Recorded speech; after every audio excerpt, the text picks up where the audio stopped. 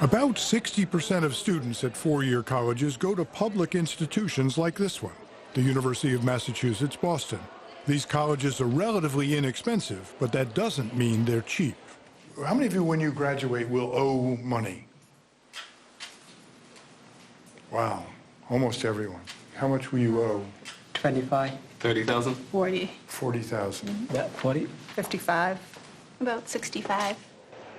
College costs have been climbing for years. Since the early 80s, tuition and fees have grown 375%, almost 3 times more than median family income. The average public college now costs about $14,000 per year, and private colleges are approaching $35,000. With a deteriorating economy forcing cuts in state spending, the trend is likely to continue. More students than ever are borrowing from federal and private lenders to foot the bill.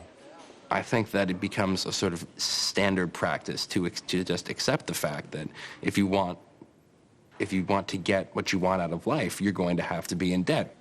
Ian Witherby will graduate from UMass Boston this spring with a degree in philosophy and at least $65,000 in federal and private loans. How long is it going to take you to pay off the amount of money you're going to owe? I have no idea. Wild guess, off the cuff, 20 years. But you're 24 now. You'll be 44, 45 years old. Yeah. Does that scare you? Do what you love and the rest will follow. It doesn't matter what you're doing or what you're making, as long as you're doing what you really want to be doing. I don't care what it costs. Is that what you're saying? It's pretty darn close to that. Yep. 2 years ago, Annabelle Rosario was like Ian Witherby, taking out high-interest private loans to cover the cost of her degree. But after graduating from UMass Dartmouth in 2007, her debt, $67,000, began to take its toll. To make her loan payments, which will soon total about $900 per month, Annabelle works as a high school career counselor and answers phones at a domestic abuse hotline. If she continues to make minimum monthly payments, her debt could swell to over $100,000.